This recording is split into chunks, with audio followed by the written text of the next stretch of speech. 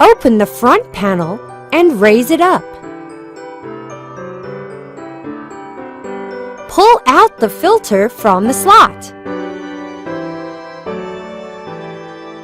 We suggest you clean the filter every 2 weeks. You can use dishwashing detergent or washing powder, and the water temperature should be lower than 40 degrees Celsius or 75 degrees Fahrenheit. If there is too much dust or grease dirt, you can use a tool like a soft brush.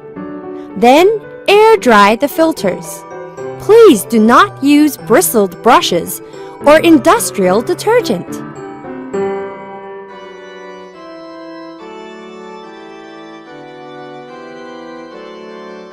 When reinstalling filters, please follow the side slots and fix the filter in the bottom slot.